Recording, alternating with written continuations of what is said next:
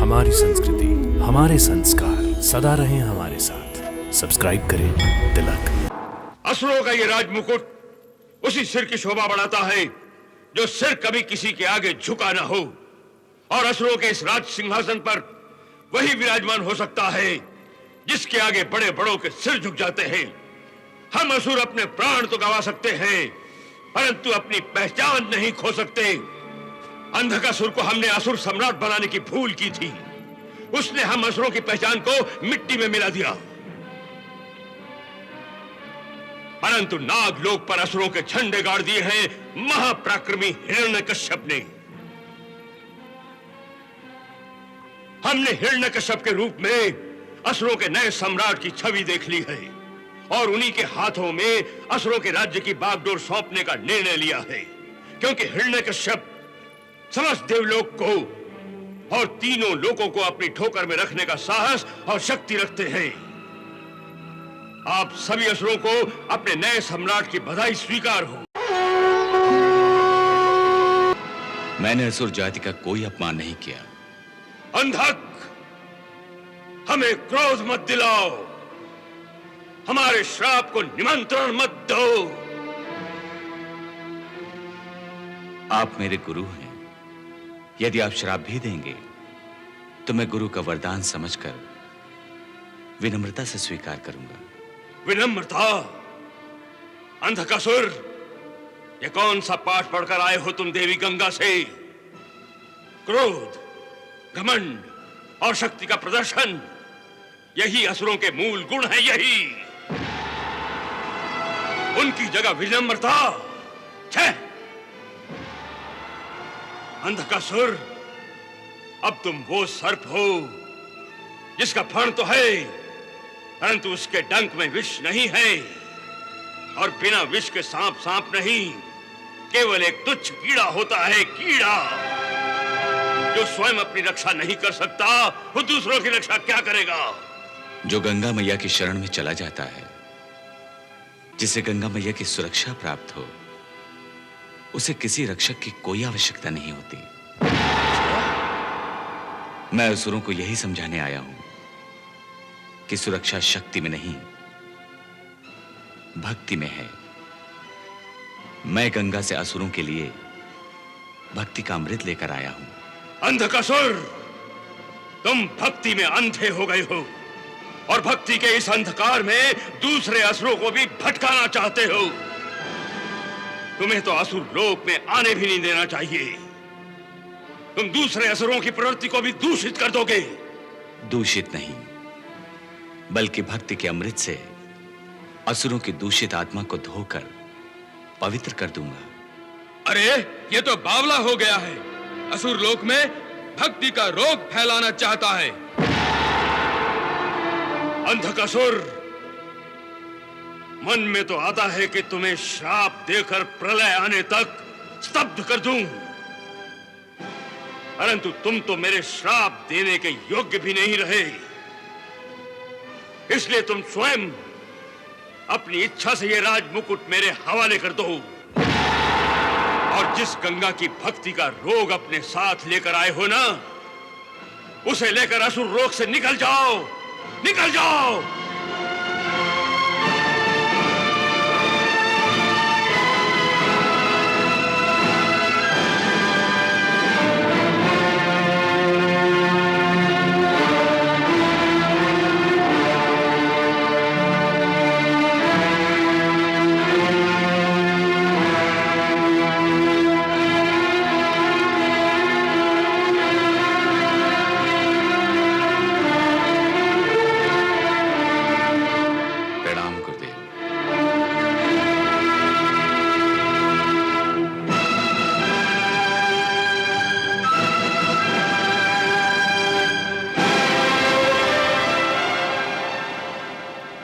दीदी, आपके इस भक्त ने तो कमाल कर दिया। अंधकासुर ने न केवल राजपाट ही छोड़ दिया है, बल्कि असुर लोक जो उसका देश है उसे भी त्याग दिया है। कितना महान त्याग है ये। हाँ उमा, भक्ति की कसौटी त्याग ही तो होती है। और मैंने तुम्हें पहले ही कहा था कि असुर जाति अंधकासुर को असुर लोक में रहने नहीं देगी। गुरुदेव प्रणाम गुरुदेव।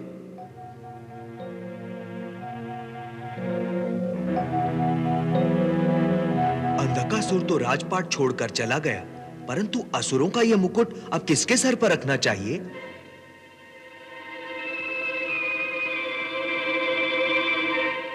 मैं अपनी दिव्य दृष्टि से उसी को देख रहा था जिसके शीश पर यह मुकुट रखा जाना चाहिए। कौन है वो?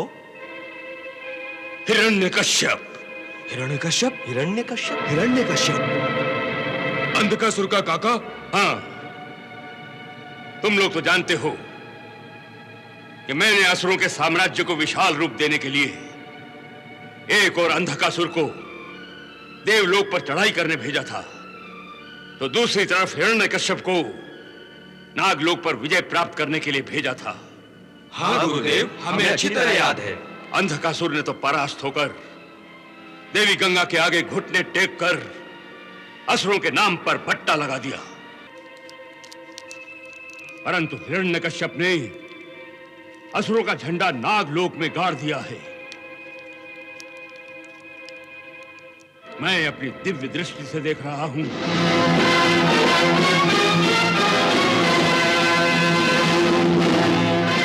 नागलोक विजेता हिरण्यकश्यप के पैरों तले पूरा नागलोक थरथरा रहा है और नागलोक के दरबार में हिरण्यकश्यप के आगमन की घोषणा हो रही है।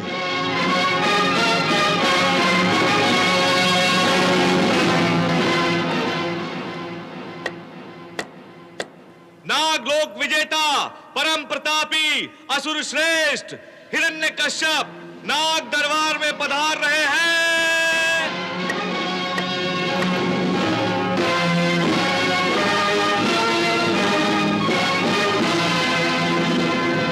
हिरण्यकश्यप की जय, हिरण्यकश्यप की जय, हिरण्यकश्यप की जय, हिरण्यकश्यप की जय, हिरण्यकश्यप की जय, हिरण्यकश्यप की जय, हिरण्यकश्यप की जय, हिरण्यकश्यप की जय, हिरण्यकश्यप की जय, हिरण्यकश्यप की जय, हिरण्यकश्यप की जय, हिरण्यकश्यप की जय, हिरण्यकश्यप की जय, हिरण्यकश्यप की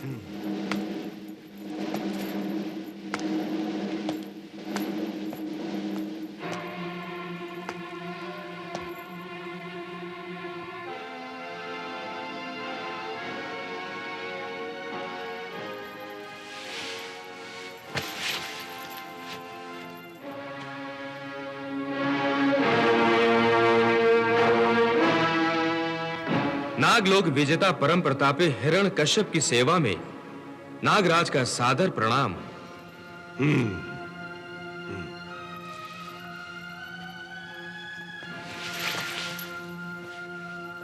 नागलोक का सिंहासन आप ही की प्रतीक्षा कर रहा था, इसे ग्रहण करके इसकी शोभा बढ़ाइए।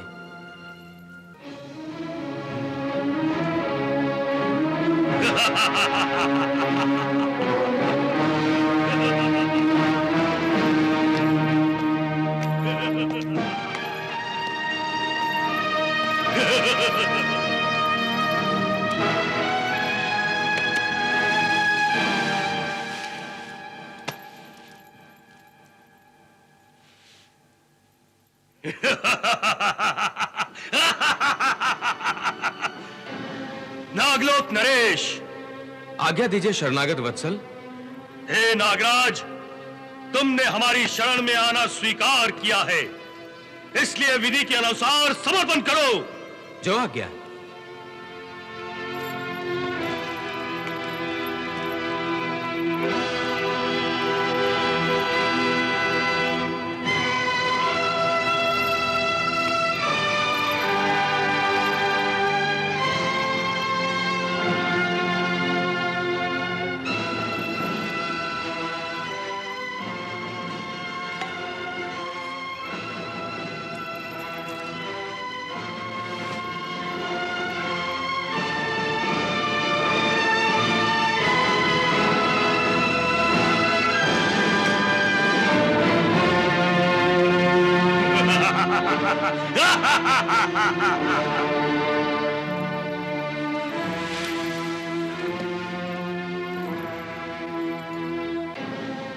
सेना नायकों, आप भी समर्पण कीजिए।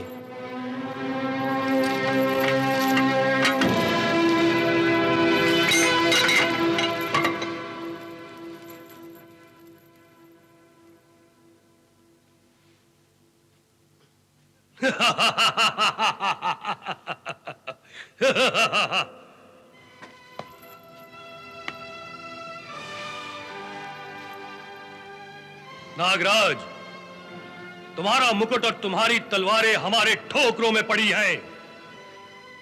तुमने और तुम्हारे समस्त सेना नायकों ने हमारे आगे घुटने टेक दिए हैं। यदि हम चाहें तो नागलोक में रक्त की नदी बहा सकते हैं। हमारे विरोध में एक भी तलवार नहीं उठेगी। परंतु समर्पण के बाद रक्तपात करने की क्या आवश्यकता है? आवश्यकता है नागराज, ताकि फिर कभी कोई नागलोक निवासी हमारे सामने सर और पीछे तलवार उठाने का साहस ना करे। नहीं नहीं नहीं नहीं, ऐसा अत्याचार मत कीजिए। आप जो चाहते हैं वो रक्त की एक बूंद बहाए बिना भी संभव है। आपके आगे मेरा सर भी सदा झुका रहेगा और आपके पीछे कभी कोई तलवार नहीं उठेगी। वो कैसे? अगर आपकी आज्ञा हो तो मैं एक ऐसा प्रस्ताव रखना चाहता हूं जिसमें नागलोक और असुरों के बीच एक मधुर संबंध स्थापित हो जाएगा। मधुर संबंध? अर्थात? अर्थात नागलोक की राजकुमारी के साथ आपका विवाह। हमारा विवाह? कौन सी राजकुमारी के साथ? मेरी पुत्री राजकुमारी कयाधु के साथ।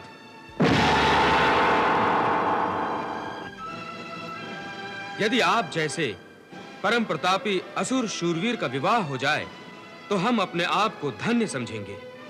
इस प्रकार नागलोक और असुर लोक के बीच न केवल एक मधुर संबंध स्थापित हो जाएगा, बल्कि दोनों शक्तियों के मिलाप से आप एक विशाल असुर साम्राज्य की स्थापना कर सकेंगे।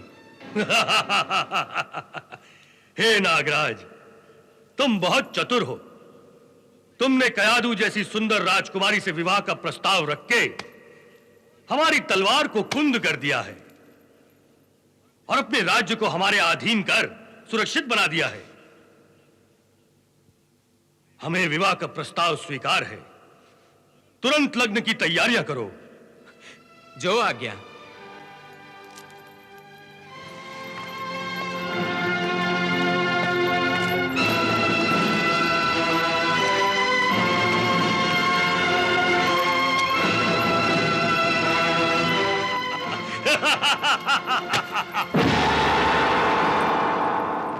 असुरों का ये राज मुकुट उसी सिर की शोभा बढ़ाता है जो सिर कभी किसी के आगे झुका ना हो, और असुरों के इस राज सिंहासन पर वही विराजमान हो सकता है जिसके आगे बड़े बड़ों के सिर झुक जाते हैं।